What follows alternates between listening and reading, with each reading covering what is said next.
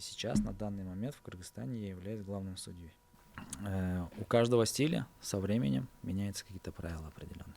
То есть скручивание пятки коленного сустава запрещено. Нельзя. Выходят на турниры и выигрывают за счет этого, понимаете?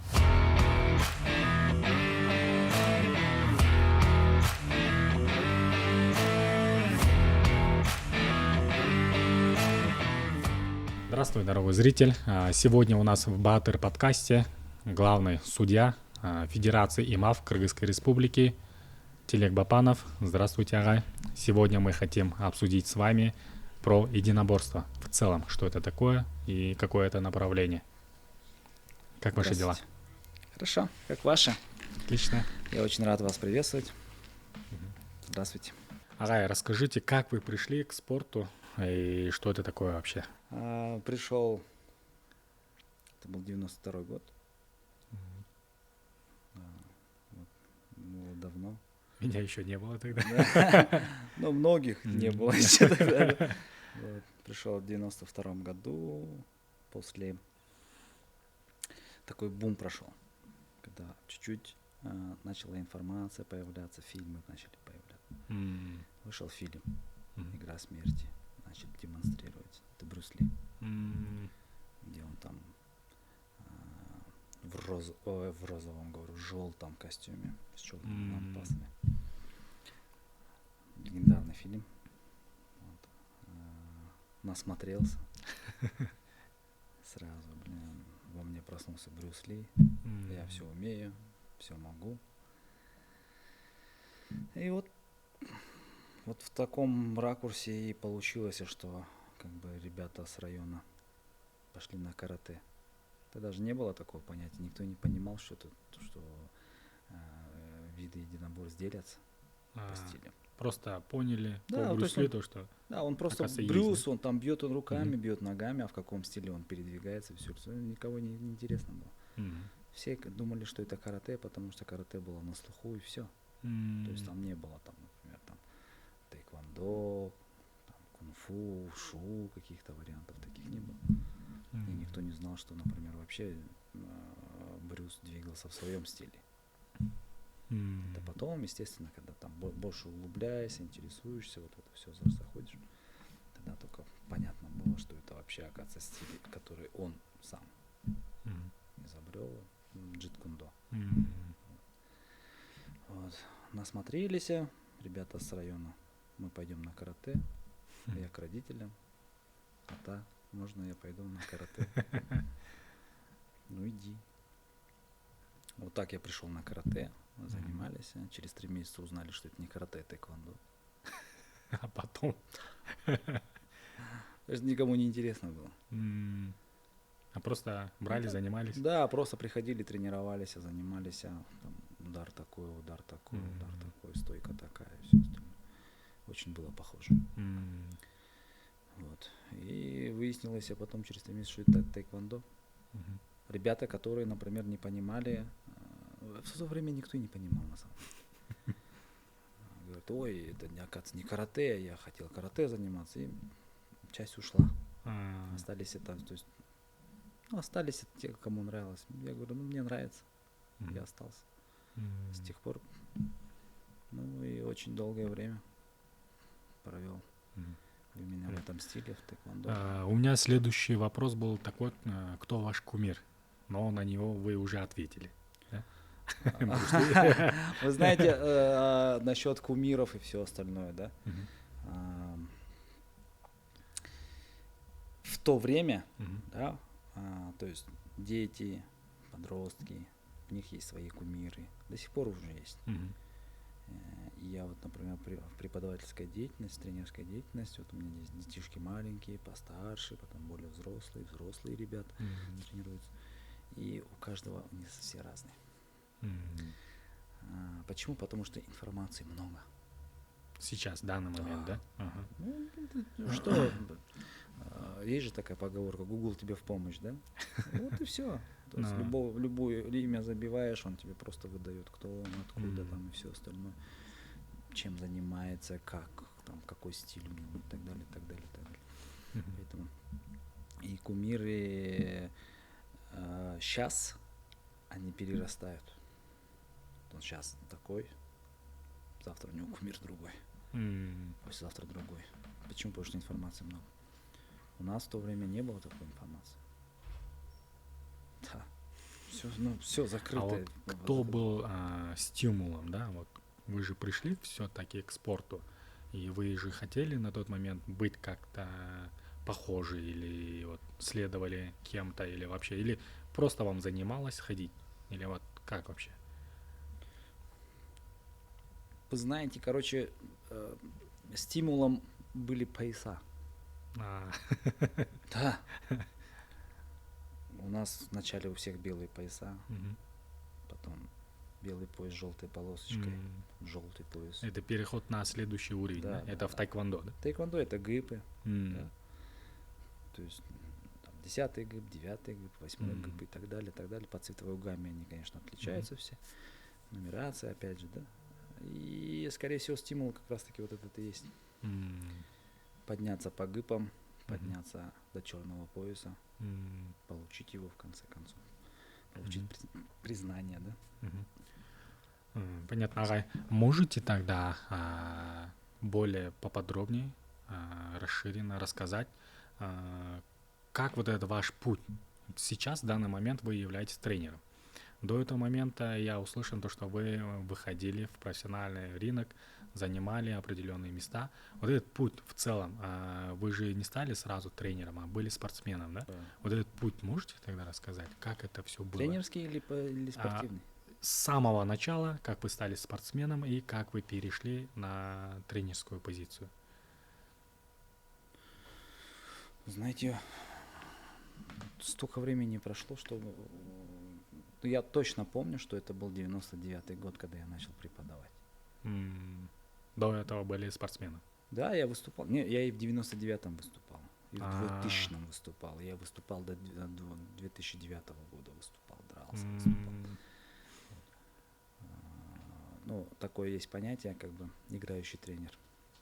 То есть ты приходишь со своими учениками, они дерутся у себя в своей категории, ты дерешься в своей категории. Были такие, да.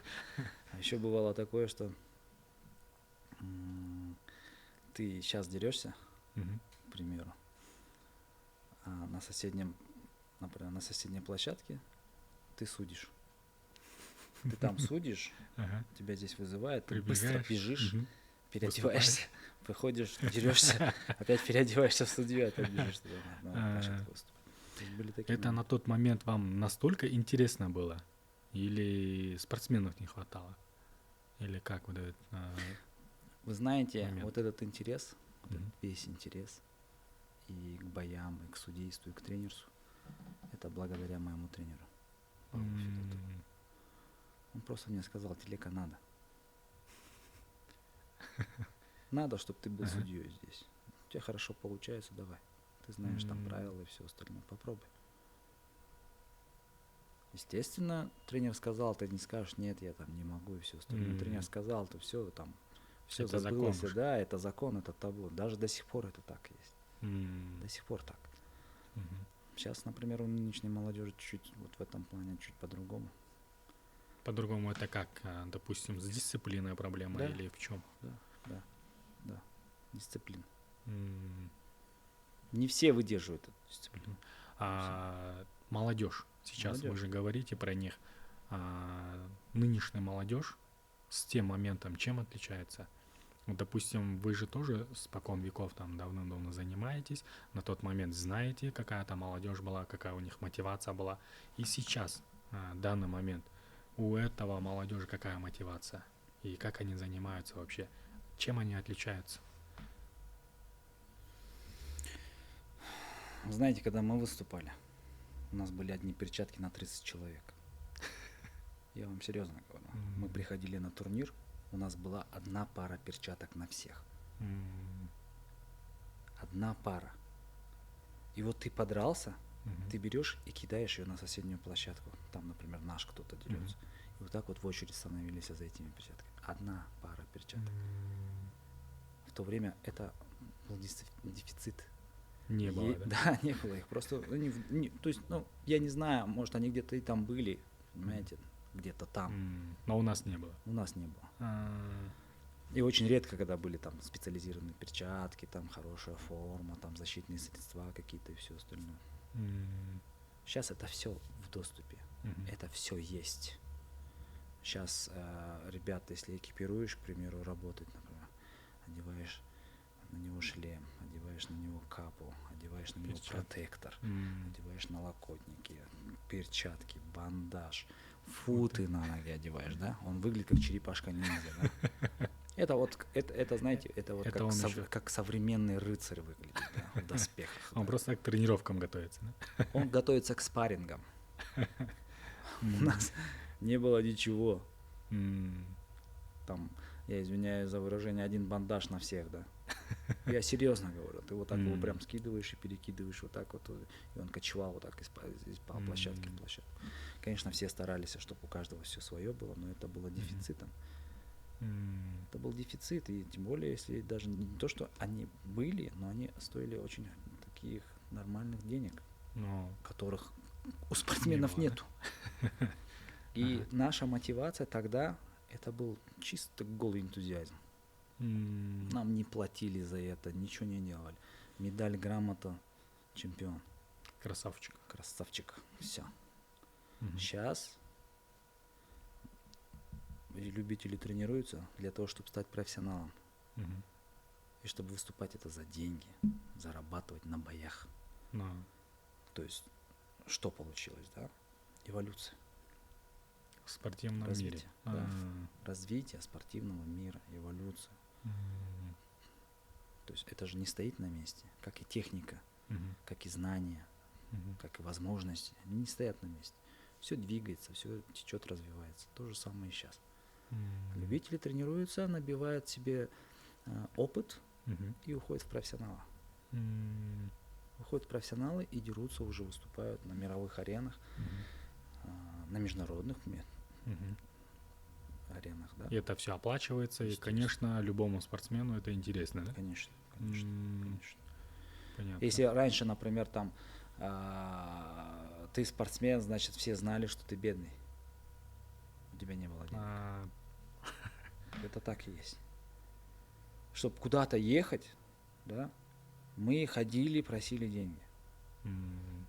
Дайте, пожалуйста, дайте, пожалуйста, дайте, пожалуйста. Кому давали, тот ездил. Кому не давали, он сидел. Сейчас такая проблема есть или нету? Допустим, спортсмен куда-то захочет поехать, или, допустим, у него какие-то достижения есть, и он захотел поехать. Ему... Ну, что такое достижение?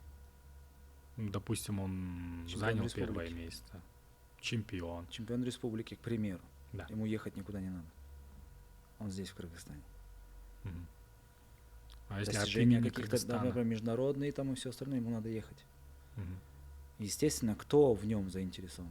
Только тренер. Тренер потом просит в федерацию. Или они проходят отборы. Если чистая федерация, которая делает все по правилам, то есть там все нормально, ровно смотрят на всех одинаково. Внимание для всех одинаково. Нету любимчиков, нету там мохнатых, скажем, да. Это федерация, да? Да, если федерация, то это все нормально. То есть они все смотрят, они все ездят. Заслуженно выиграл, прошел отборы, все сделал, в сборную вошел, сборы прошел, как положено, подготовился, тренерский состав принял решение, все, он едет. Он едет. И что это делает? Федерация это все делает. Раньше, да, это было точно так же, но у федерации таких возможностей особо сильно не было. Сейчас, да, там есть организации, да, там, например, которые занимаются бизнесом, коммерцией и все остальное, которые могут, к примеру, поддерживать. Есть, например, там какие-то пособления по поводу налоговых льгот, да, по налоговой системе льготы дают, к примеру, да. То есть, ну, как бы, скажем, уже так сильно по рукам не бьют. Сейчас? Да. Это уже решено, да? Да, это решено, и я думаю, что будет еще лучше. Я прям надеюсь на это, что будет еще лучше. По крайней мере, то, что мы прошли в свое время, да. Это к улучшению, да? Да, и сейчас, если сравнивать это все, сейчас все по-другому. Раньше таких залов даже не было. Был один спортзал. Вот мы занимались, был такой творческий клуб «Диалог» назывался. Он до сих пор сейчас существует, он в парке Фучика стоит. Там был бетонный пол. Бетонный пол. На весь зал. Там одна лампочка в конце, другая лампочка в начале. Включают по одной лампочке. Понимаете? И вот ты бегаешь. А иногда бывало такое, что свет выключали. И тренер нам говорил, у каждого в сумке лежали свечки. Мы зажигали свечки, ставили, тренировались, при свечках было и такое. Не было прям там мат. Если там один мат на всех хватает, то все становятся в строй и делают кувырок только на этом мате. То есть были такие моменты. Естественно, потом потихоньку расширялось, развивалось, становилось лучше. Сейчас в данный момент это вообще путь к развитию только, да? Сейчас надо просто выходить. Гай, вот, учитывая ваш опыт, то, что вы такой судья международного уровня, как вы считаете, что такое спорт в Кыргызстане сейчас в данный момент? И на каком он уровне, да? Вы имеете в виду именно спорт весь? Спорт весь, в целом. спорт. Не именно определенный вид, а вот, допустим, если взять вашу тематику, единоборство. Я скажу за весь спорт, не только за единоборство. Можно? Очень хорошая тенденция развития. Больше внимания спортсменам. Их начинают узнавать. Начинает популяризация. Много становится спортивных клубов. Не только по единоборствам я имею в виду сейчас, да? То есть там у нас даже хоккей появился. Да, понимаете? Кстати. Хоккей. И наша сборная по хоккею выступает довольно-таки неплохо на международном уровне. Понимаете? Это очень хорошо. Я считаю, что не обязательно человек должен заниматься, например, единоборствами. Он может заниматься любым видом спорта. Понимаете? Потому что в любом виде спорта это дисциплина. Это порядок, это свои устои. Понимаете? Это классно. Из-за того, что у нас информации много, дети у нас сейчас тоже начинают зависать, да. Компьютер, телефоны, все остальное. Чем больше они будут в залах пропадать, тем будет лучше. А тенденция развития очень классная. Очень классная. Мне прям сейчас нравится, прям душа прям поет, да, на самом деле. Серьезно. Радуется, да? Радуется, смотря на абсолютно. это все. Отлично. Самые яркие моменты у вас в жизни, допустим, связанные с спортом, связанные с деятельностью тренера. Самые вот запоминающие моменты какие были? Ну, в спорте самый запоминающий момент, когда на меня надели черный пояс. О. Да, то есть я же говорил про мотивацию, да. И это надели было... черный пояс и сказали, все, ты обладатель черного пояса, ты можешь его не снимать. Я и дома в нем ходил. Серьезно говорю. Я настолько А вы хотел. сколько лет получили? Мне было 17. Ничего себе. Мне было 17 лет. Я получил черный пояс первый, да. Тогда я уже выиграл. Чемпионом города стал. Не один раз. Чемпионом республики стал. Прошел на отборы уже на чемпионаты мира, в сборную прошел, все остальное. То есть уже как бы в этом плане уже какие-то уже были как бы продвижения дальше. Потому что как бы нет предела. Вот, ага, можете тогда поподробнее рассказать? Потому что в 17 лет добиться такого результата, я думаю, это вообще классно, да? И не каждый может добиться. Вот именно что вам помогало, чтобы вот к 17 годам добиться такого результата? И спортсмену что надо делать, чтобы у него тоже такой же результат был? Что делать спортсмену? Верить в себя самого. в тебя верят твои друзья, твои близкие, твои родные. Твой тренер в тебя верит. Но многим не хватает веры в самого себя. И дисциплина нужна. То есть, когда тебе надо на тренировку, ты должен стоять на тренировке. Не опаздывать, не резинить. Да? Если там сказали быстренько, ты должен быстренько это делать. Потому что это дисциплина. Это та же самая армия, да только на гражданке. Понимаете? Поэтому хорошие спортсмены становятся хорошими солдатами, к примеру. Да? И хорошо, например, там работают в силовых структурах. Кто был спортсменом?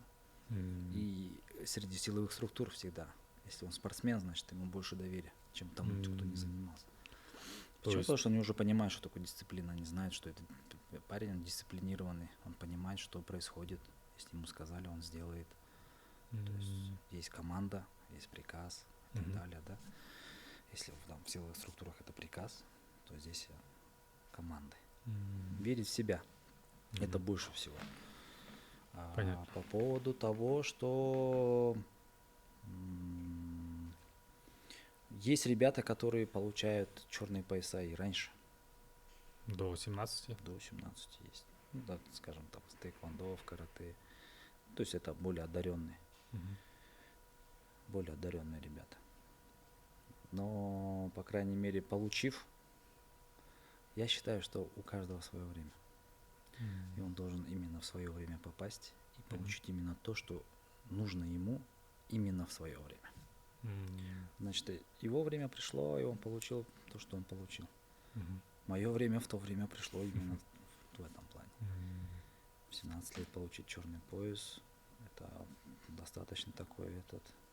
И тем более, видите, там получается там чуть-чуть, жизнь была чуть-чуть суровой, чем сейчас. После это перестройка, развал Союза, независимость, да, у каждой республики своя. То есть вот эти моменты, это то есть тяжелое время было на самом деле. Ну, конечно, на 30 ребят одна перчатка.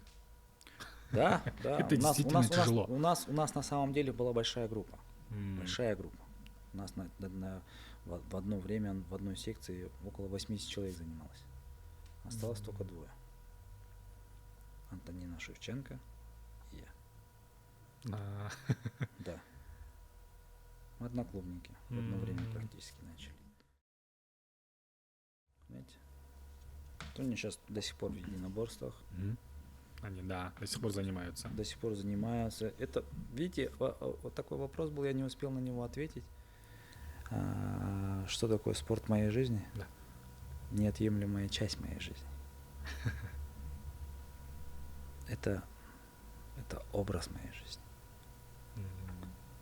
Его уже никак, наверное, не вытащить из меня.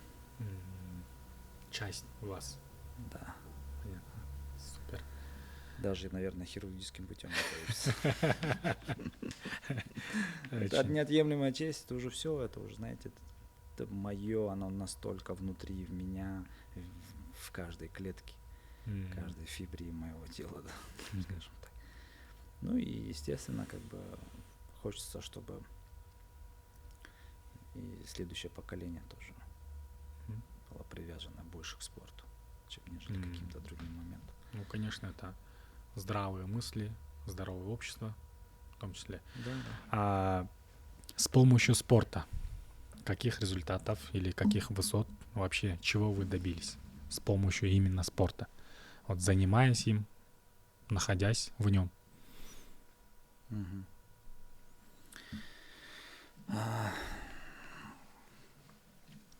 Когда ты был спортсменом, тебя знали только как спортсмена. То есть никто не интересовался, какой ты человек на самом деле.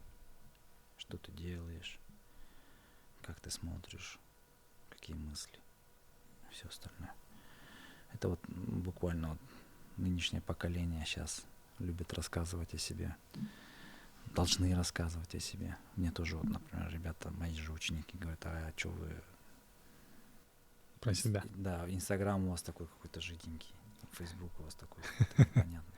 почему вы себе не рассказываете про себя там и все остальное. Наверное, скорее всего, у нас такое воспитание было в свое время. То что? Есть, ну, добился ты чего-то, ну не хвастайся. К примеру, да? Сейчас это, конечно, не хвастовство. Потому что, опять же, я говорю, время меняется, устои меняются, эволюция и все остальное. То есть пытаются там как бы поделиться своим опытом и все остальное рассказать там и так далее. И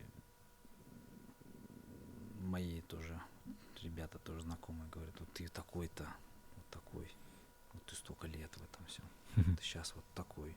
Ты сейчас практически там единственный весь Кыргызстан такой, к примеру, да.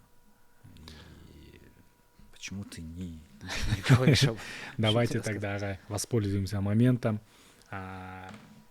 Можете поподробнее рассказать, вы судья международного уровня? Еще. Международной категории. Международной категории. Да. Можете еще поподробнее рассказать, допустим, являясь тренером, еще какие заслуги есть у вас? Ну, я чемпион мира. Мастер спорта международного класса. Воспитал, у меня есть одни из своих личных учеников, которые тоже становились чемпионами мира. То есть и некоторые из них сейчас до сих пор выступают уже в международных промоушенах. Вот.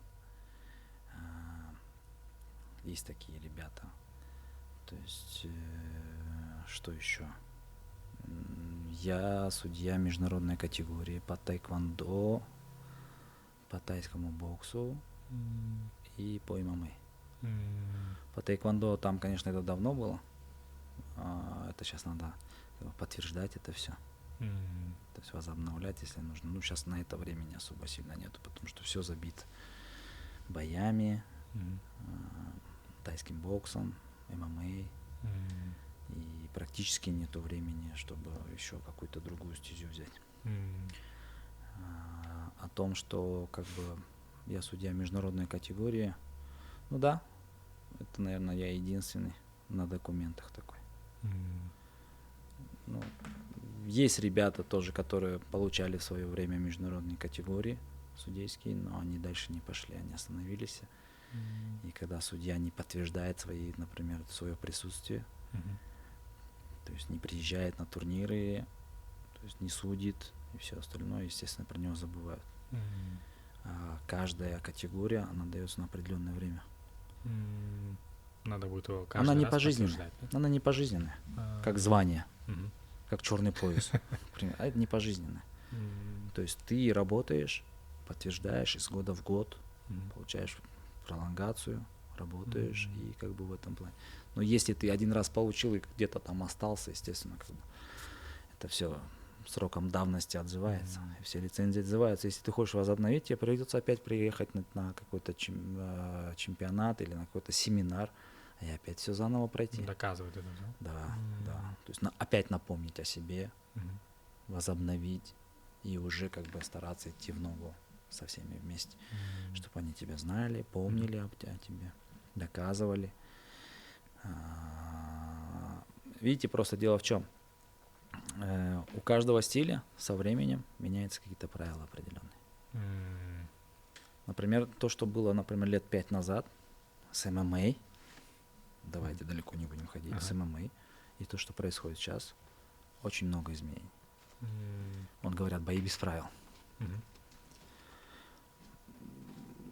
Полностью не согласен с этим. Да, он кажется, что у меня там все без правил, но там столько нюансов, столько правил. Понимаете, что я не скажу, что там в ММА меньше правил, например, чем, например, в боксе. В тайском боксе то же самое. Полно правил. Полно. Хоть кажется, что как бы там все вот так, там что-то. Несколько примеров. Пример? Да. Ну вот давайте, например, нововведение этого года. Есть так. Общее понятие, да? Да. Бои без правил. Люди как его понимают, а на самом деле как это? Скажем так, вот смотрите, например, в этом году нововведение. Касание третьей точки в ММА и что является партером. Раньше любая конечность, например, рука, палец, например, коснулся там канваса, то это была третья точка. Сейчас это так, не так. Сейчас либо ты на колено упал, это третья точка, либо ты рукой коснулся, и то не ладошкой, а локтем. На локоть упал, это третья точка. На то, что ты касаешься рукой, касаешься канваса, это уже не третья точка. Не считается. Не считается. Буквально вот с 1 ноября этого года ввели официально. Практически везде. И все промоушены, которые, например, там идут ногу со временем, то есть не отклоняясь, например, от правил международных правил, они либо взяли это на вооружение, либо отказались. Потом по ударам локтям, к примеру, в ММА. Раньше направление 12-6, то есть удар, например, сверху вниз локтем острым, был запрещен. Сейчас дали полный спектр. Работают. Может. Ну, там было такие некоторые моменты есть. 12-6, если ты в стойке, то он запрещен. Если ты в партере и находишься сверху, он запрещен. Но если ты находишься снизу, под ним лежишь, то ты можешь бить его. Снизу. Да. Можно. Например, он сидит на тебе, на маунте, например, или в гарде находится. Ты закрываешься, обороняешься, прижимаешь голову. Мог бить только нижний, но не верхний. Сейчас может быть и верхний может бить. То есть, ну, как бы, некоторые моменты есть ужесточения. Со всех сторон, короче, его развивают. Да. И это, вы знаете, вот, например, вот есть же вот это вот, например, новая машина, какие-то опции на ВПП. Вот вроде бы кажется одна и та же машина. Да. У этой комплектация другая, у этой комплектация другая. Но машина одинаковая, к примеру, да? Есть же такое? То же самое в единоборствах происходит. То же самое происходит, например, в единоборствах в правилах. То же самое в правилах ведения боя, общих правил и так далее. Понимаете? Но это, если взять профессиональные, например, ММА, профессиональные промоушены, как UFC, Bellator, скажем, там, российский ACA, казахский Octagon, Алаш Прайд, Найза, наши, например, UFC, ВФ, там и все остальное. Если они берут это как бы во внимание, они могут это вести. Но если не берут, значит, они не вводят. Например, One Championship. У них никогда не было понятия третьей точки. Парень в партере лежит, его бьют коленом в голову, ногой в голову, это было нормально для них. Именно для этого делать нельзя было. Петр Ян Стерлинг. Помните? Было. Да, попал я, выиграл он. Вот это из понятия третьей точки. Сейчас эту тему убрали. Рукой касаешься, это не третья точка, можно бить. Локтем коснулся, это третья точка. Коленом коснулся, это третья точка. На бедро сел, это третья точка. Еще раз, Агай, можете тогда привести несколько примеров конкретно ММА, чем отличается? Допустим... Что именно? ММА от других видов? От других видов, да. И почему это отдельное направление? Это не направление, это стиль. Его надо рассматривать как стиль. Это такой же стиль, как бокс, такой же стиль, как тэквондо, такой же стиль, как грэпплинг, такой же стиль, как и тайский бокс. Его надо рассматривать как стиль. То есть это уже не бои без правил, какой-то там, если ты хочешь там что-то там... Вышел, помахался, да, и все, помахался, и все. Нет. Это стиль. У него есть конкретные четкие правила, у них есть методика работы, как должно быть, все остальное. Да, я согласен, что это все стилевая. То есть из любого вида могут прийти, например, единоборцы, из любого стиля могут прийти и выступать в ММА. Но если ты не борешься и будешь биться в стойке, тебя кто-нибудь заборет. Если ты бьешься, например, борешься, не бьешься, например, в стойке, тебя кто-нибудь в стойке уронит. Понимаете? Поэтому они, то есть стиль ММА, они смотрят на все. Уделяют время и стойке, и партеру, и коленям, и локтям, и и ударом руками, ногами, и борьбе. Есть элементы из вольной борьбы, есть элементы из греко-римской борьбы, есть элементы из грэпплинга, джиу-джитсу, то есть вот такое. Но это надо рассматривать его как стиль. Он уже не будет, например, таким, там, как бои без правил. Там тоже есть определенные четкие правила, и они тоже жесткие правила. Деревянные эксперты наши очень любят, да, вот эти моменты. Там он ударил. Вот так там, можно так. было. На самом деле нет. Если, опять же, если ты не борешься, кто-нибудь тебя задушит. Или засабмитит. Как показывает практика, да? Да. А если ты только борешься, к примеру, то ты можешь что-то пропустить такое, как лаки-панч какой-нибудь, да? Какой-нибудь кик, например, или панч какой-нибудь пролетит незаметно, нежданчиком. И все, тоже, давай да, до свидания. Тоже. Спи сладко будет. Это надо будет обязательно рассматривать вот именно вот в таком плане. Это стиль. Это не вид. Далеко не вид. Понятно. Вы еще являетесь тренером. Да. Можете об этом тоже рассказать? Какие виды, чем вы тренируете ребят? Ну, кроме судейства еще. Вы знаете, судейство вот началось буквально более, как бы так, серьезнее. Началось буквально года 4 назад только. После пандемии. На самом деле до этого все было, основным упором было на тренерской части. То есть в 99-м начали, после того, как я стал чемпионом мира, то есть мне дали официальное разрешение тренируй. Ну, не федерация, а тренер. Тренер. Тренер мог Ваш сказать, тренер, да? Да, мой тренер Павел Федотов мне сказал, ты можешь спокойно тренировать. И я начал тренировать. Тогда это было тэквондо, потом потихонечку начали более такой какой-то, более к жестким видам переходить. Мы дрались по всем практическим направлениям, которые были, по всем видам, по всем стилям. И по тэквондо, и по карате, и по рукопашке, и по кикбоксингу дрались, да, и по боевому самбо дрались. Где можно бить, да, только везде. Везде можно было бить, и там тоже там определенные правила. Там, иногда такое бывало, что ты приходишь на соревнования и правила узнаешь только там. Такие моменты были. Ну, это как бы это. Вот. Потом, после этого,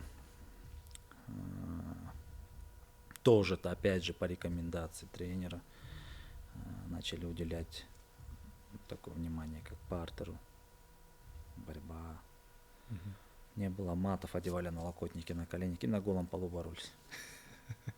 Ну, только на коленях, да? То есть бросковой техники, амплитудных бросков не было. Не было просто. Да, просто на колени садишься и с колен начинаешь работать и пытаешься там задушить, болевой прием сделать и все остальное.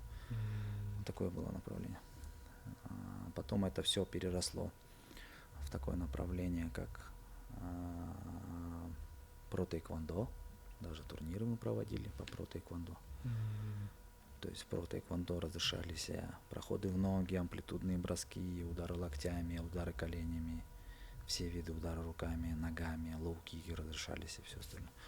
То есть это был как бы, вот представьте себе современный ММА, да? Только без борьбы. Вот ты бросил, встал. И все. Примерно представили, да? Вот такое было. Это вы открывали, да, получается, такой вид или создавали, или было это? Не все знают, но в тэквондо есть 5 видов. 5 направлений в стиле тэквондо. В ITF, ITF, да, скажем так. Тыли, спарринги. Тыли — это формальный комплекс. Спарринги, масоги, то есть это драка. Верек — это разбивание жестких предметов определенным ударом. Да? 4 — спецтехника. Видели, тэквондисты прыгают, разбивают доски? Видели? Да.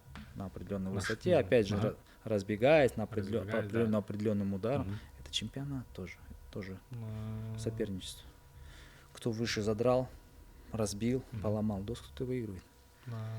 Такое тоже есть. 4 это. И 5 это коктеги. А коктеги это стиль, короче, как без правил. Все, что угодно можно. Кроме борьбы. Если ты ударил, сломал ему что-нибудь во время удара, это его проблема, это не твоя проблема. Если ты его бросил... Еще говорят, что тайквондо не опасный вид спорта. Но, видите, тайквондо сейчас более спортивный вид. В то время, которое мы как бы зацепили, а сейчас тайквондо того времени и тайквондо нынешнего времени, оно отличается. И духовно отличается. И манерой преподавания отличается. И манерой, даже манерой ведения боя отличается. А ММА современная отличается с тем моментом, когда было раньше? Да. Какие именно конкретные базы, допустим, что поменялось за весь этот период? Видите, то есть получается в ММА, чтобы вы понимали, в то время было всегда один острый вопрос. Кто лучше, боксер или кикбоксер? Каратист или борец? Самбист или там каратист? Понимаете? И почему вот это вот сделали по Грейси, вот эти моменты сделали бразильцы, да? Чтобы подчеркнуть этот момент, чтобы распопуляризировать свое направление, такое как валитода. Бразильская джиу-джитсу, боевая версия бразильского джиу-джитсу называется валитода. Понимаете? У нас тоже федерация такая была. И ее тоже привез сюда Павел Федотов. Да. И президентом федерации был в то время Эмиль Токтагонов. Мы ему помогали в плане судейства. Я ему помогал в плане судейства. Но в плане развития, там, тренировок и все остальное он делал. И опять же с подачи Павла Федотова. И тайский бокс тоже начался с Павла Федотова у нас в Кыргызстане. Он, получается, первооткрыватель, да? Многих единоборств в Кыргызстане. Не первооткрыватель, потому что его уже открыли же. Основателем. Основателем можно считать его. Этих видов здесь, в Кыргызстане, именно вот он. Потому что первые тайцы, опять же, мы. Первые мумашники, опять же, мы. Понимаете, в свое время. То есть и дрались, и выступали. Понимаете? То есть опять же все с нас началось, потом потихонечку расширилось. Где-то. А, к примеру, то, что вы спрашиваете, что было там, в то там время и сейчас. Чем они отличаются? В то время, видите, выходили, во-первых, формой, внешним видом, во-вторых, клеткой отличалась. Ну, была клетка, можно было хватать за клетку, бить, да, он мог в кимоно выходить от своего вида, к примеру, да, там. То есть работали без перчаток, голыми руками работали. Понимаете? Сейчас, конечно, единая форма бойцов, одинаковая форма, различия только в цветовой гамме. Одинаковая экипировка на руках. Обязательно там капа, да, с капа должна быть. Перчатки, тейпы, бандажи и все остальное. Правила. То есть в то время можно было намотать, например, бинт на руки и драться, то сейчас это у каждого, для всех одинаково. Правила определенные. При этом все, если там, например, кто-то умел бить локтями, он бил, а кто не умел, тот не бил. Кто умел бороться, тот боролся. Кто не умел бороться, то есть не умел бороться, он не боролся, он бился, например, в стойке там и так далее. Поэтому те бои, они были намного зрелищнее, чем сейчас. Сейчас-то понятно, это все как бы как система. Понимаете? И опять же со своими правилами. Даже там я видел старые записи, это 93-е года, 94-е года, когда еще Биг Джон Маккартни был судьей, рефери в октагоне. черная футболка, черные штаны, белые перчатки медицинские. Да, и он как бы разнимал. Почему его поставили? Потому что он бывший полицейский, у него очень хорошие эти навыки разнимать людей, да. Какой-то был навык. Да, у него сам по себе, он сам по себе большой, поэтому Биг Джон, да. Понятно. Я смотрю, там буквально там кто-то кого-то в пах ударил, забил, и это было нормально. К примеру, да. Понимаете? И видите, то есть, опять же, да, то есть, почему вот эта вот тенденция бои без правил? Потому что там правила особо сильно не было. Кто кого забил, тот и выиграл. Поэтому оттуда пришло вот в это все, да, оттуда еще тянется до сих пор этот хвост. До сих пор этот шлейф идет сюда до сих пор. Понимаете? И как бы вот это ММА, ну, как бы считается боями без правил, да. На самом деле ничего подобного. Есть правила, четкие, конкретные правила. Вот этого делать нельзя, это запрещено. Бодание головой запрещено, пальцами в глаз запрещено. Манипуляция там мелкими суставами запрещено, кисть ломать нельзя, запрещено и так далее. Это очень много моментов. И они же сами же и отличаются, потому что есть профессиональные ММА, есть любительские ММА. Но и любительские ММА делятся по возрастным категориям, как Федерация ИМАФ. Понимаете? То есть есть приемы, которые нельзя делать, например, в возрастной категории, например, 12-13 лет. Но эти приемы можно делать в категории 16-17 лет. 14-15 там другие приемы, другие понятия там и так далее. То есть даже по ударам руками, ногами есть различия. Будут отличаться. Очень. Вы только что упомянули ИМАФ. Давайте тогда поговорим про эту организацию, да? В целом, что такое ИМАФ? ИМАФ. Интернациональная федерация ММА. Которую напрямую поддерживает UFC. Штаб-квартира находится в Швеции. Основополагающая с 2012 года. Президентом является Керим Браун, директор по развитию Всемирной Федерации Машанов Андрей Викторович. Вот. Очень хорошая организация, одна из сильных именно в любительском направлении. Со своими правилами, со своими устоями. Например, судьи ИМАФа работают во многих организациях, такие как всемирные, например, там Беллатор, UFC, Brave, OAE Warriors, Promotion Арабских Эмиратов. И это я только назвал таких крупных, не из крупнейших. Ну, а я уже не говорю о европейских, японских, там и так далее направлениях. Там еще полно таких. Там полно организаций, и они все черпают информацию с Федерации ИМАФ. ИМАФ везде, как бы в этих странах, в которых идет развитие, например, присутствие Федерации ИМАФ, они все как бы скажем, ИМАФ, местные национальные федерации ИМАФ курируют ММА в своих странах. Понятно. Такие же, вот, как у нас, наших братьев казахов, узбеков, у них тоже есть федерации. Профессиональные промоушены относятся к этим федерациям, запрашивают у этих федераций судей своих. То есть это некая база или как школа, где тренируются или готовятся судьи или... Да, то есть смотрите, то есть получается в ИМАФе не только спортсмены, но и судьи. ИМАФ сам своих судей обучает. Он обучает судей, он обучает катманов, понимаете, обслуживающий персонал, которые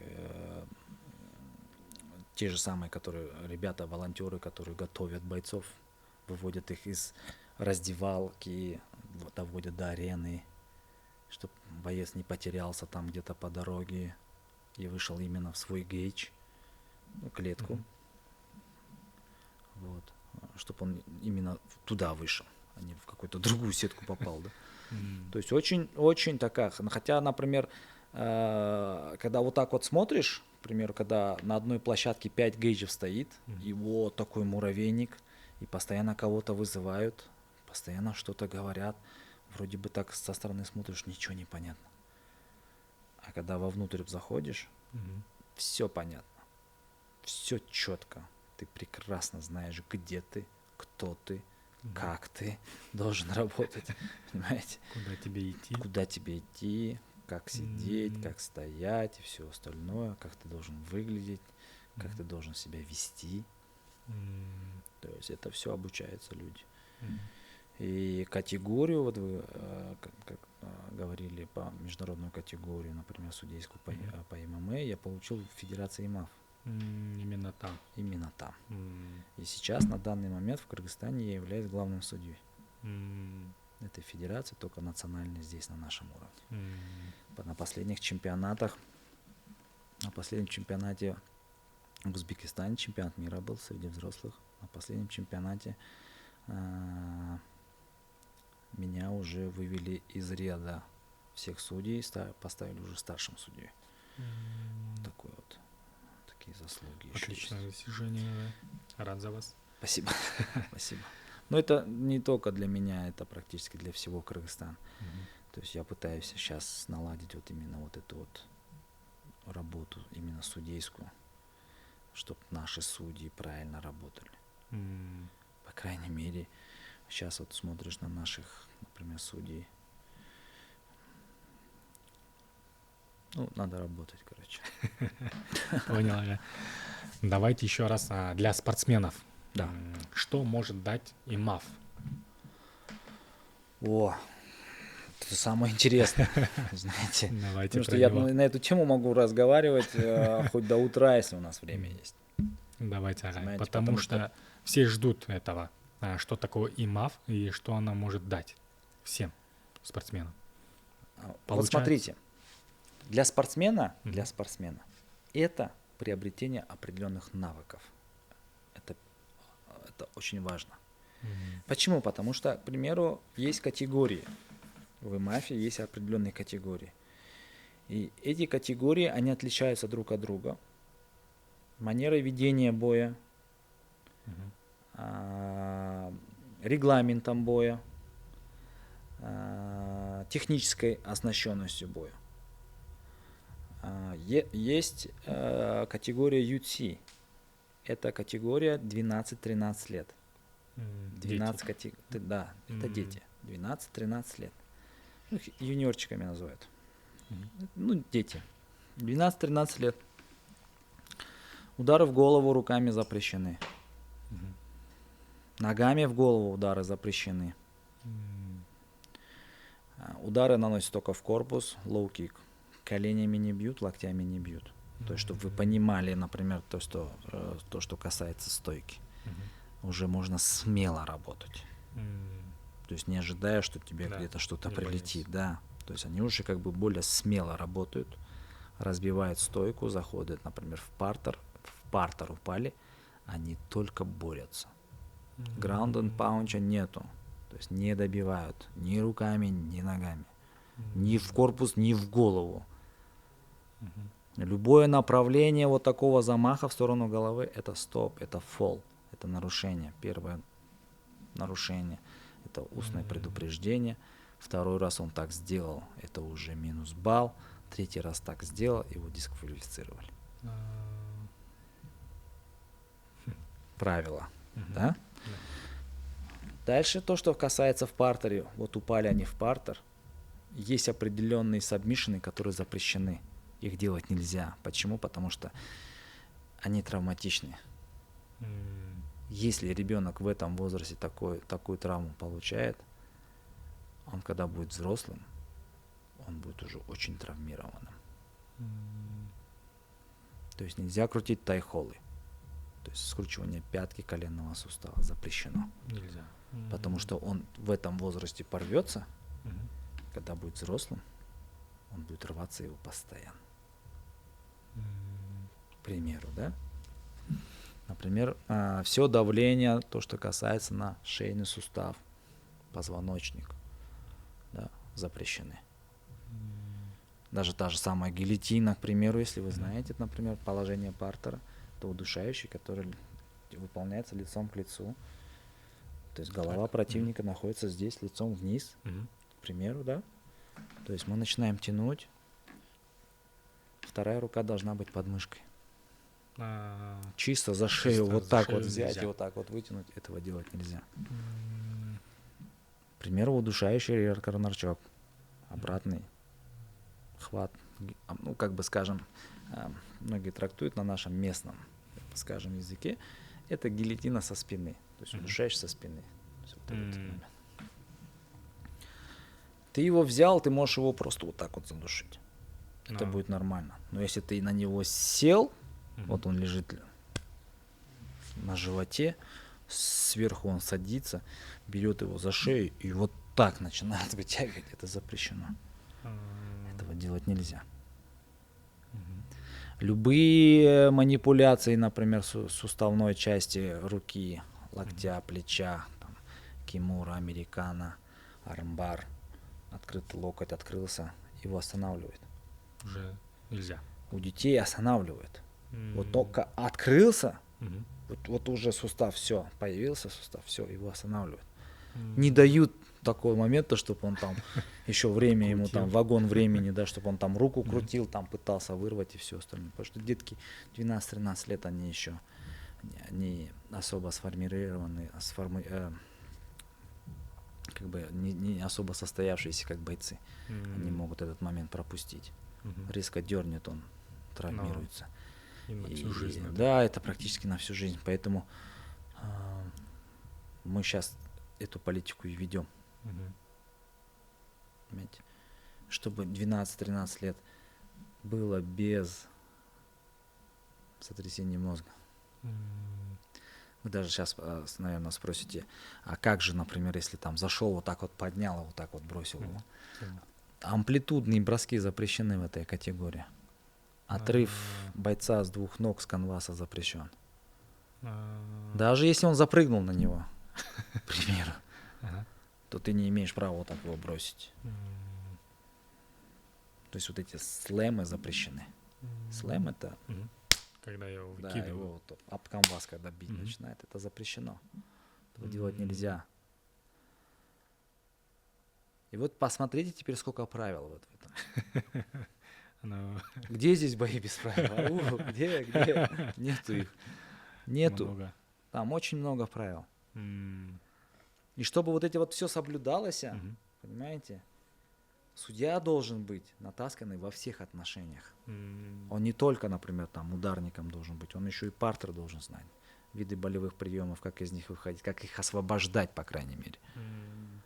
А тут там, получается, несколько раз такие моменты были среди, ну, даже смотришь бои в интернете, в ютубе. Вот так армбар тянет, у него рука вывернулась. Ну, это я профессионалов имею. Вывернулась рука, вот так вот такая дуга там. Но он терпит. Пока он не тапнул, то есть не сдался, то есть его не останавливают, рефери не имеет права останавливать, потому что это не любитель, это профессионал. Но когда тот тапает, он берет еще на вот эту часть, еще нажимает. Рефери. Да. Вместо того, чтобы вот на сустав нажать и нажать его, чтобы рука согнулась обратно, да, он берет на эту часть, нажимает, и это еще больше выворачиваться начинает. И такие вещи нужно знать, да? Это люди, которые то есть они не учатся. Или их научили, но они забыли. То есть таких людей ИМАФ отправляет на переквалификацию. Да, их вызывают на чемпионат и говорят: дорогой, вот у тебя такое было, вот так-то, давай-ка ты на семинар обратно еще раз курс пройдешь-ка. Да? И он начинает идти вот так вот, гриву опустил, хвост поджал и пошел учиться заново. А какие категории есть? Допустим, 12-13 мы узнали. Да, UC, Дальше. UB, это 14-15 лет. Мгм. То есть там уже как бы ударная часть уже чуть-чуть нарастает. Можно уже ударами в корпус пробивать ногами. Причем хорошо можно бить. Там, скажем, middle кики Мгм. пробивать, фронт кики пробивать. Колени опять же нету, локтей нету. М. Опять же, положение партера упал, только борешься. Ground and паунча нету. Никаких ударов. Никаких Вообще. ударов в партере тоже нету. Это юниоры. Да? Но уже некоторые моменты разрешаются. Дают уже некоторые моменты Например. по сабмишинам. А вот уже вот на вот такой момент. Вот он руку вытянул, на тоже так же. Вот он вытянул руку, сустав открылся, но рефери уже не останавливает сам на свое усмотрение. Он дает время, чтобы он выкрутился. То есть для чего? Потому что 12-13 лет там определенные правила, да? Определенная техника. И когда он, побывав вот в этой возрастной категории, пожил в этой, повыступал, набрался опыта, понимаете? Набрался опыта, он переходит в свою категорию, в UB, да, 14-15 лет, к примеру, он уже оснащенный, он уже знает, что руку вот так вот вытягивать нельзя, не отдавать нельзя. И он как только вот, например, даже армбар пошел, на открытие пошло, он начинает сразу что-то делать, защиту. Или плечо втягивать, или на противника идти, или начинает просто выворачиваться и так далее. То есть это что? Это уже другой уровень, технический, другой уровень. То есть этот боец уже оснащеннее, чем было. Да. То есть с каждым этапом вы готовите спортсмена. Потом они куда идут? Следующая категория это Youth A. 16-17 лет. Кадеты. Да? Кадеты. Там уже другое. Очень интересно, давайте. Да, уже можно будет душить гильотину. То есть не через руку, а уже можно будет так брать ее. Да? Можно бить коленкой уже. Удар коленом можно бить, да. Уже можно задушить гильотину, сделать у сетки, к примеру. Если вот в этих двух категориях нельзя у сетки стоя душить, то здесь он может душить уже. И добавляется уже ground and punch, добивание. Но добивание только в корпус, никакой головы. В голову до сих пор нельзя. Нельзя. Опять же, нету локтей, нету коленей в партере. В стойке можно колено бить. Но только в корпус. Видите? То есть получается UC, UB и UA. Чем выше категория возрастная поднимается, тем больше им разрешается. Понимаете? Больше разрешается. И техническая оснащенность это больше. То есть уже можно много чего делать. Понимаете? То есть я вот именно говорю сейчас о детях. То есть они для меня все дети. Вот, например, с 12 до 17 лет это дети для меня. Хотя вот их там в некоторых, например, федерациях называют детей там по-разному. Кто кадетами называет, кто детьми, кто подростками называет. Я вообще понять не могу, что они там вообще говорят, о чем они там говорят. Дети есть дети, юниоры есть юниоры, кадеты есть кадеты. Как их можно перепутать, я понятия не имею. Но называют каждый по-своему. Хорошо, проблем нет. Да? Возьмем Википедию тогда, да, почитаем, к примеру, да? Но при этом всем дети, что ты в них вложишь? Вот и среди детей закладывается вот эта вот техническая часть. Техническая оснащенность среди детей закладывается. Не закладывается, например, там, когда там, бойцу уже, например, там, этому ребенку 18 лет. Нет. Закладывается вот с этой категории, с 12-13. Нельзя валяться, например, в партере просто так. То есть ты должен, даже если ты в партере, например, лежишь, но нельзя тебя бить, но ты должен что-то делать. Если ты ничего не делаешь, то делает тот, кто твой оппонент, соперник. Он может тебя за счет контроля только выиграть. Это тоже отдельно учитывается, даются баллы, и все, он выигрывает. По контролю, по положению контроля тоже есть градация присваивания, то есть приоритета. Кому отдается какой, из каких положений, какое положение лучше. Положение, где больше контроля, она, естественно, самая выгодная. И она как бы оценивается больше. Если, например, скажем так, образно говоря, мы боремся с вами, к примеру, да, ну, скажем, мы детки, мы боремся, вы меня перевели в партер, вам присудили 1 балл, скажем так, до этого я там ногой как-то что-то попал или рукой как-то попал в корпус, у меня тоже 1 балл, но вы меня переводите, находитесь сверху, к примеру, да, ну, скажем, положение есть сайт-контроля. На сайт-контроле лежите, скажем так, вы меня контролировали 30 секунд, я выбрался из него, перевернул вас, перевел, за это балл не дается, за это дается актив. Я вас перевел, но при этом всем мой контроль находится, например, в положении гарда, к примеру. И тоже самое, я держу вас, например, там 45 секунд, скажем. Выигрывает тот, у кого контроль был в лучшей позиции. Сайт-контроль лучше позиции и оценивается больше, чем положение гарда. Независимо от того, сколько времени я здесь лежал. Ваше положение было больше по контролю. Даже если ваше время было меньше. А потом приходят те же самые тренера, представители команд, говорят: эй, что такое? Почему? Судьи, вы куда смотрите? Вы моего засудили.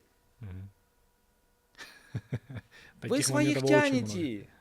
И туда подобное там и так далее. Понимаете? А потом ты такой говоришь: да, хорошо. Судьи плохие, все, идите. Но наши судьи, они обученные судьи. И я с них требую это. Именно в ИМАФе? ИМАФе, да. Именно в ИМАФе. Мы реанимировали эту федерацию буквально в этом году, с февраля месяца. И с февраля месяца этого года мы провели 3 турнира в Бишкеке, 2 турнира в Аше. 5. В общем 5 было. Да? За 10 месяцев. При этом всем поучаствовали на 2 чемпионатах мира. На чемпионатах Азии поучаствовали. Это очень хороший результат. Тем да, более, да, потому что сейчас глава федерации хороший. Давно. Я в свое время я долго ждал нормального человека, который возглавит эту федерацию. И возглавил, да, пришел, Всевышний услышал, пришел, да, и как-то мы вот друг на друга очень как-то так получилось, что очень быстро вышли друг на друга. Я уже не помню, по-моему, я даже позвонил. Да, я позвонил. Мне дали его номер, я позвонил. Мы решили встретиться, обговорить. Мы встретились, обговорили, я сказал: проблем нет. Но при одном условии. Хоть один человек из старой команды во главе останется этой федерации, я работать с этой федерацией не буду. И мне этот человек сказал: ни одного не будет. И сдержал свое слово. То есть уже можно верить этому человеку за такие дела. Он убрал весь состав старый, кто был. Набрал абсолютно новую команду. И сейчас вот эта новая команда начинает потихоньку двигать это все. Потихоньку? Да. Но более масштабным работам, да? Да. Круто. РСВК красавчик. Скажем. Ну, сразу, с самого начала договорились, что будет вот так. Я делаю свою работу, меня никто не мешает. Они делают свою работу, я в их работу не вмешиваюсь. Но какие-то моменты, если есть, мы обсуждаем, разговариваем, приходим к какому-то общему контенту. Да. И дальше двигаем. И дальше двигаем, естественно, потому что я ММА сужу. Ёлки-палки, какой год, блин. Очень много. Офигеть, я даже не помню, с какого года началось-то это все. Ну, началось это с Валитода, да? Давно еще получается. Я не помню. На самом деле я не помню, да, какой год. Я просто боюсь ошибиться. То, что дальше там 10 лет назад, я уже как бы уже чуть-чуть боюсь, да, какие-то даты нас говорить. Потому что боюсь обмануть просто. Поэтому лучше я, короче, скажу, блин, ну вот где-то там, да, вот как-то вот. Главное, чтобы начало есть, было, и все, все зафиксировали. Да, и получается, как бы сейчас вот то, что сейчас происходит в Федерации, это очень хорошо, очень круто, очень круто. Мы с президентом Федерации очень много об этих вещах разговариваем, и разговаривали до этого, и по крайней мере, не знаю, как в глазах других людей, но, по крайней мере, в моих глазах этот человек еще не сделал ничего, чтобы я мог сказать, что ты был неправ.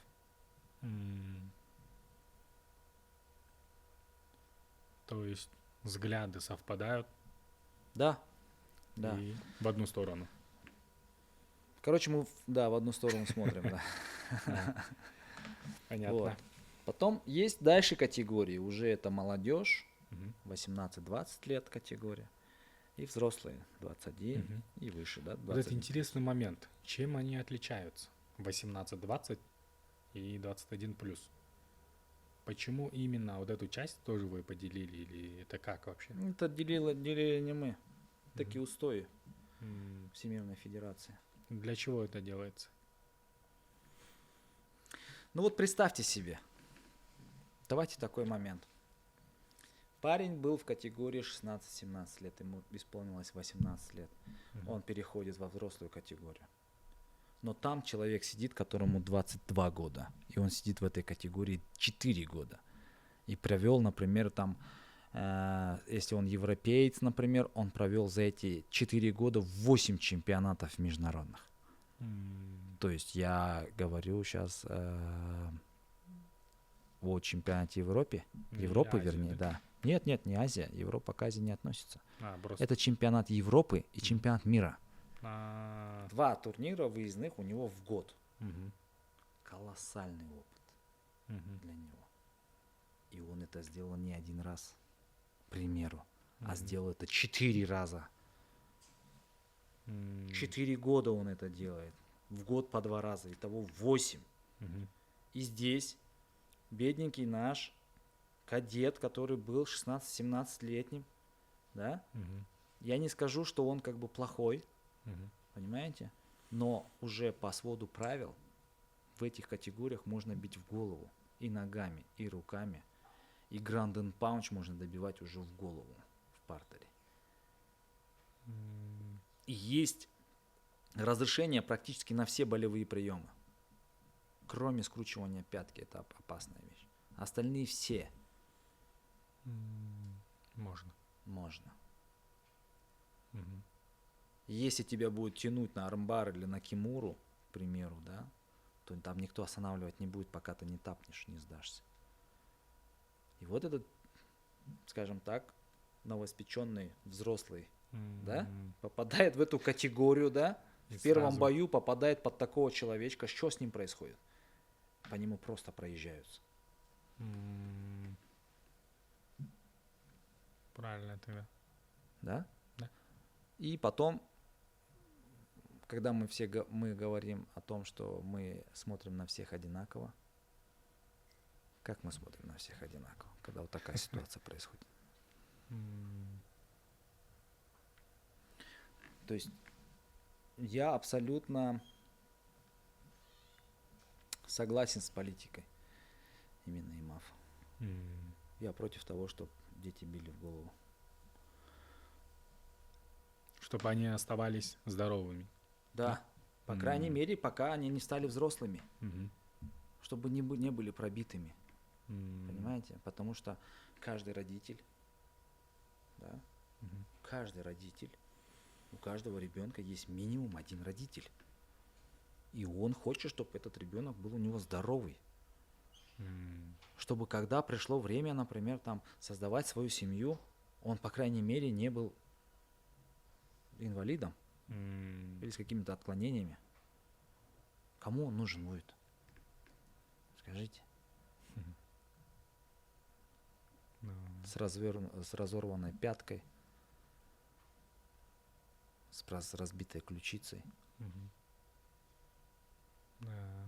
Что с ним будет, например? Ладно, хорошо, он сейчас молодой, а что будет с ним в моем возрасте?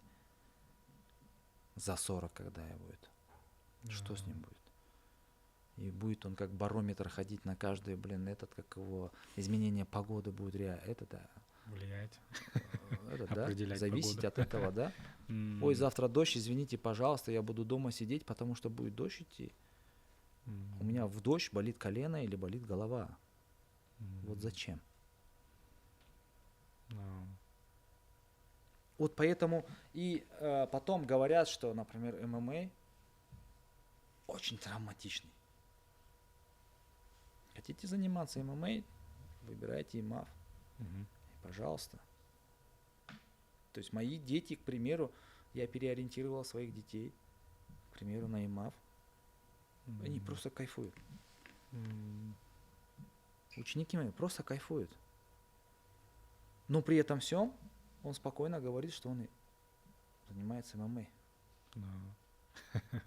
И родители, которые, вот, например, их родители, они приходят, их приводят на тренировку, оставляют, потом приходят после тренировки, забирают и все остальное, они тоже смотрят и говорят спасибо. То, что есть такой вид, да, и спортсмен он здоровый. Посыл сам этого вида такой. И когда ты как тренер, то есть судейская часть мне очень хорошо помогает и в тренерской части. То есть зная правила определенные, то есть ты смотришь и уже начинаешь понимать, что лучше вот эту технику не давать. Лучше этот захват не делать вот так. Почему? Потому что он приводит вот к такому приему, а это запрещено в его категории. Значит, мы что делаем? Мы либо меняем направление, либо меняем хват. И разрабатываем его в другую сторону. Это то, что современность. Новые приемы, новые правила. Да. И еще, знаете, есть же вот такой вот, например, на один прием есть там 5 выходов. Но этот прием, помимо того, что есть 5 выходов, есть еще и 5 входов в этот прием, понимаете? Более того. И они каждый раз какой-нибудь головастик, понимаете, придумал, да, и показал это народу. Понимаете? И некоторые, кто как бы более продвинутые, они уже понимают, что это происходит. Они видят это все. Они, например, берут себе на вооружение, выходят на турниры и выигрывают за счет этого, понимаете? А те люди, которые как бы отстают по поводу информации, по поводу обработки, они, естественно, проигрывают. И потом все плохие. Почему? Потому что судья засудил. Ребята, а то, что он не знал. Да, давайте уже будем как бы это, да, как бы чуть-чуть, честными, по крайней мере, да.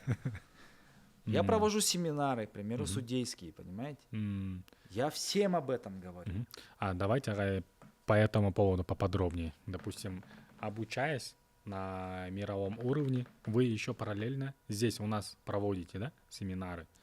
Да. Вот. Это, вы знаете, это было в самом начале, когда мы связывались с ИМАФом.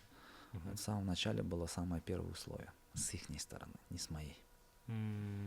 С ихней стороны было. То есть о том, что я, пройдя семинары там, да, приеду в Кыргызстан с этим багажом знаний, не буду это утаивать и научу всех остальных, кто изъявит желание в этом всем. Но чтобы вы понимали, то есть до Федерации МАФа, то есть я уже работал судьей, я судил ММА и все остальное, только единственное, как бы не было определенных признаний, такие как документально заверенные, то есть то, что ты там относишься к какой-то федерации и все остальное, как бы я был фрилансером, как бы, да, современное название, когда вольно, то есть в свободном плавании, где позвали, там поехал, поработал. Вот. Сейчас есть определенная ответственность в этом плане.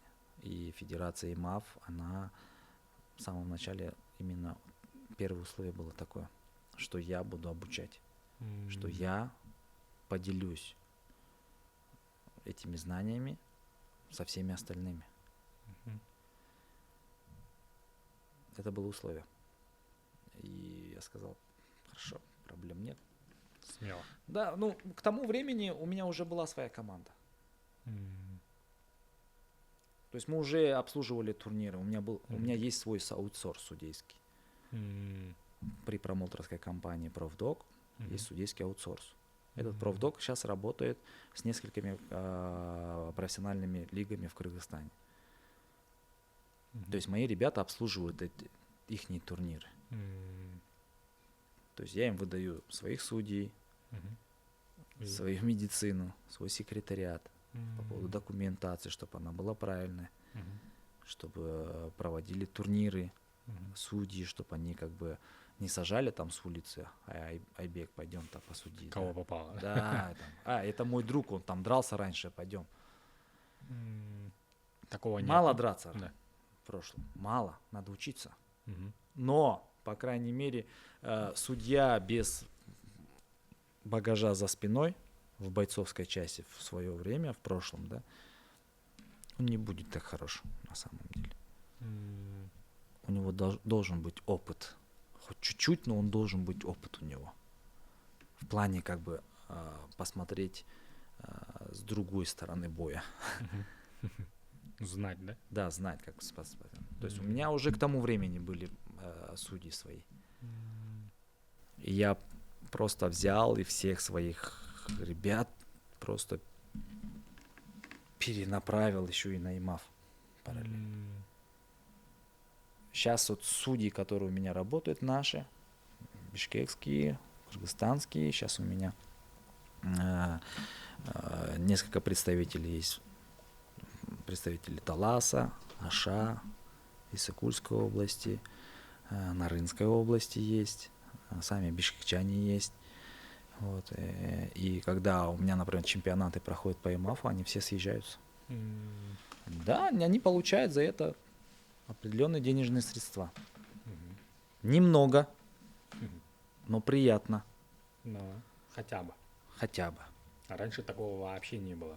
Вот каждый, кто попался, он раньше сидел раньше там и такое судил. было. Раньше такое было. Звонят, встречаемся. Проведи мне турнир, я тебе заплачу. Хорошо. И как бы доверяешься. Говоришь, да, хорошо, проблем нет. Там приходишь, все делаешь от начала до конца, провел, все сделал при этом всем. И потом месяцами за ним бегаешь, говоришь, деньги выдай мне, я хотя бы ребятам заплачу. Мои-то ладно, фиг с ним, да, хотя бы моих ребят судьям хотя бы отдадим, да, к примеру. И вот так вот получается, что ты начинаешь бегать за ним. Сейчас уже, конечно, такого нет. Сейчас мы чуть-чуть по-другому уже обожглись, знаем, поэтому многие местные промоушены нас не зовут. Понятно. Вот такая вот вещь. Но в плане того, что ИМАФ, он, да, отличная платформа для того, чтобы создавать бойцов, прокачивать, апгрейдить их.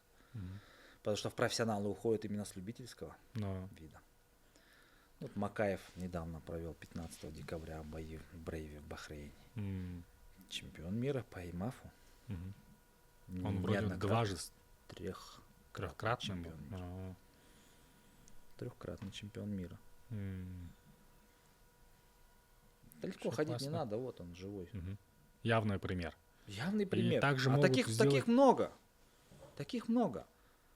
Даже тех же самых ребят, которые, например, на чемпионатах Азии выступают, например, азиатские промоушены их уже выдергивать, они уже видят их. Их И уже потенциал. говорят, да, И все потенциал. наши спортсмены тоже смело могут вот такой же результат сделать. Конечно, Абсолютно смело. абсолютно. Только единственный один момент есть.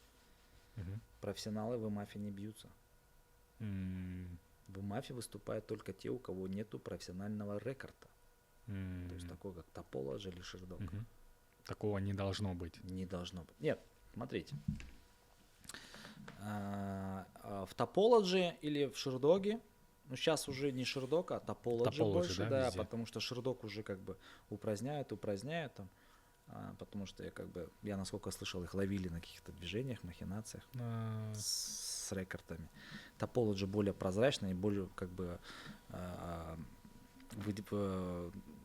вызывает доверие.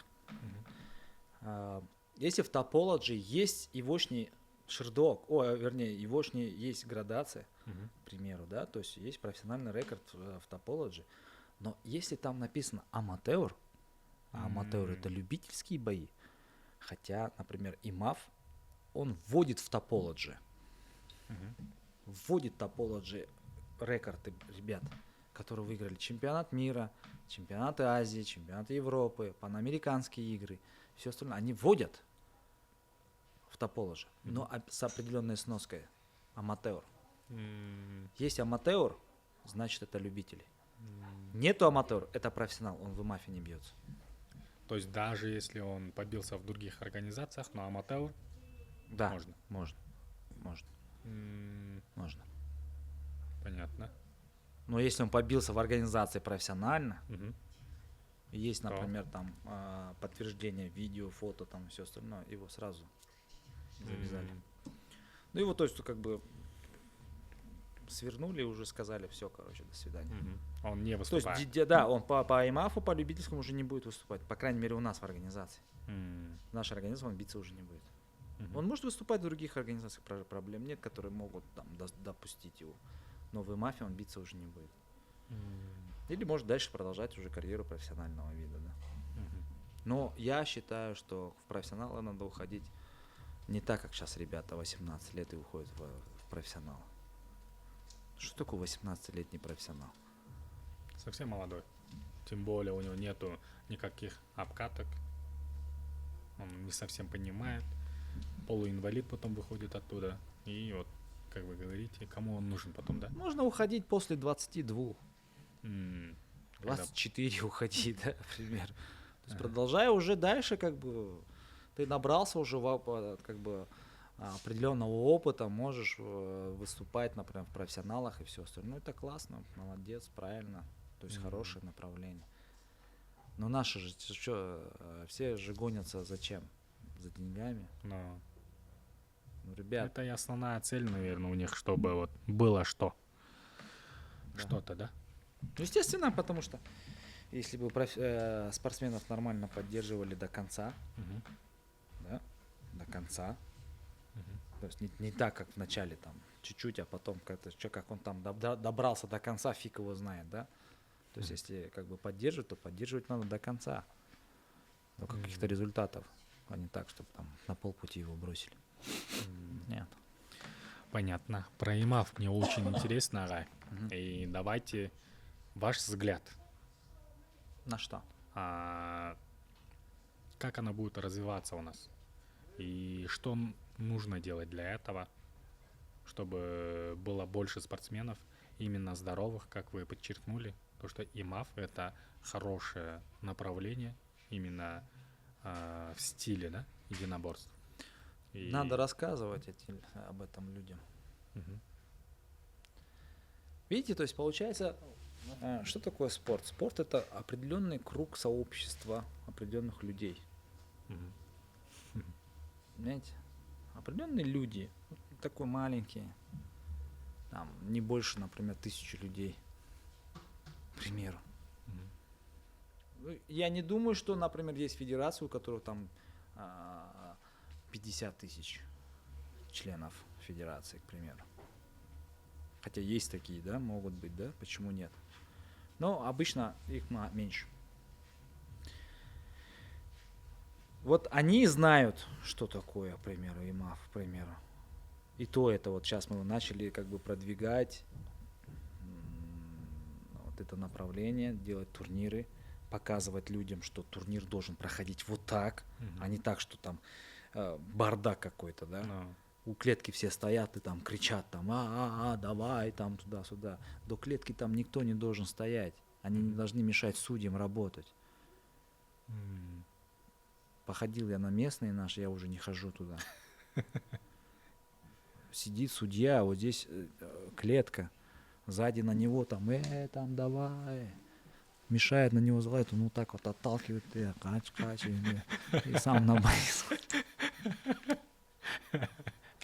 Ну, это местный уровень. Что поделать? Ребят, да я согласен с этим. Я согласен. Но таких местных уровней и хватает и в наших соседних братских государствах. Я тоже там был. Хватает, да, хватает. Но, ребят, есть же определенные правила. Давайте соответствовать правилам. Если мы покажем, например, то есть, какой-то порядок вот в этих вещах, да, то он будет правильным, то будет все хорошо. Но если ты знаешь правила и сам ими не пренебрегаешь, о каких правилах вообще идет речь? Правильно? Вот, например, то же самое правило дорожного ПДД, к примеру, да. Вот выехал ты на красный, тебя сбили, бам, что произошло? Авария, последствия, то же самое. Пренебрежение, несоблюдение правил приводит к чему? К коллапсу. И за каждым коллапсом выходят последствия. Хорошо, чтобы они были как бы более легкие и отделались легким испугом, скажем так. А есть же как-то такие последствия, которые серьезные. Да. И этот спортсмен на всю жизнь остался вот, извините, но без одной части или вообще инвалидом на всю жизнь. Ну, не будем как бы говорить об этом прям так, прям там его там сделали. Но, понимаете, это может привести к этим вещам. Куда щур, чтобы этого не было. Да? Дай бог, чтобы этого не было. Пускай будет без травм, потому что мы когда начинаем, например, работать, там, судьи между собой, там, ребят, все, всем удачи, давайте, там, мы команда, там, настрой, там, самое главное, без травм. Да, все, и погнали. Это вот так. Ваш лозунг. Да, это вот у нас вот такое, это вот сообщество. Самое главное, чтобы без травм было, там, все, и погнали, короче. Вот то же самое здесь. Если мы расскажем людям, не вот это 1000 людей, которые будут знать, а будут знать уже 2000 людей, то эти 2000 людей и другим расскажут об этом. Что есть, например, определенные правила, по которым мы двигаемся. Что здесь ребенок, понимаете, то есть он защищен. Не просто там какими-то определенными защитными атрибутикой, да, защитной, а правилами. Понимаете, правилами. Понятно.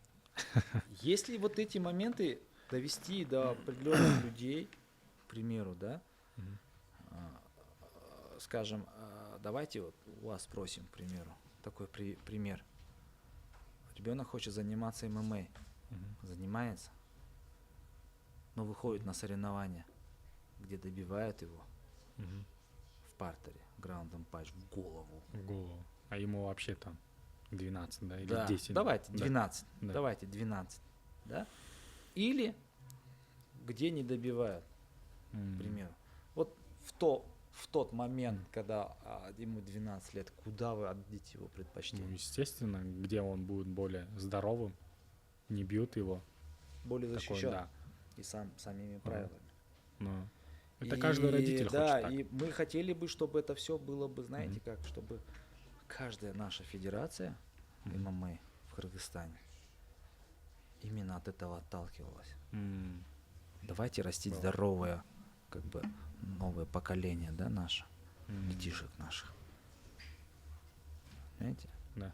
Пускай они будут сильными, но только тогда, когда они станут взрослыми.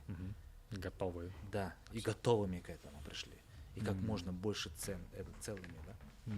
Невредимыми, здоровыми. Вообще очень интересно, Агай.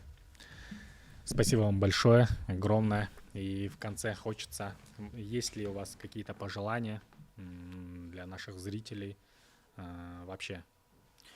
У вас свободный микрофон. Пожелание только одно. Не искажайте информацию. Это именно нам или в целом? Всем. Всем. Не надо искажать информацию. Потому что, когда ты искажаешь информацию, она коверкается. И других людей она уже приходит искаженной. Но если ты делаешь информацию правильной, она остается в правильном понятии человека. Как ты ее преподнес, она так и останется у него. Ну, естественно, опять же, раз мы спортсмены, во-первых, здоровье, да? Терпимости, благополучия. Да? В семье особенно. Чтобы семьи были в здравии, никто не болел, чтобы царила любовь, доброта, забота, уважение. Только такое. Супер, Агай. Но я думаю, что нам это интервью не хватило. Я так считаю. У меня еще полно вопросов. Давайте тогда уже... Мне от вас еще потребуется время. Хорошо, пускай будет... Как говорят, если есть... Короче, реванш будет. Да? А потом выйдем на трилогию. Да, возможно. Хорошо. Да. Очень было интересно, Агай. Спасибо вам за информацию. И мы тоже постараемся правильно донести для всех спортсменов эту информацию. И просто спасибо за то, что вы есть, трудитесь и делаете такие подвиги, развиваете спорт в нашей стране. Всегда рад был с вами вот так пообщаться. Спасибо большое, я буду очень рад следующей встрече нашей, следующему реваншу, скажем так. Вот, поэтому вы тоже молодцы. Спасибо. Такую работу, про которую вы проводите, она тоже нужна. Потому что рассказывать о правильных вещах — это тоже правильная вещь на самом деле. Вот именно без искажений, как есть, все как на духу, при этом всем очень корректно, очень правильно. Вам только развитие, вперед, ребят. Для вас в любое время, если только я в Кыргызстане. И только, пожалуйста, днем. Хорошо, учтем этот момент. Ночью мы отдыхаем, готовимся к следующему дню. Это был Баатыр подкаст, где мы спортсменами и тренерами обсуждаем именно про спорт. Чтобы не пропустить нашего следующего гостя, обязательно подпишись или оставь комментарий. А если у тебя есть личные вопросы, то напиши мне в Инстаграм. До скорого!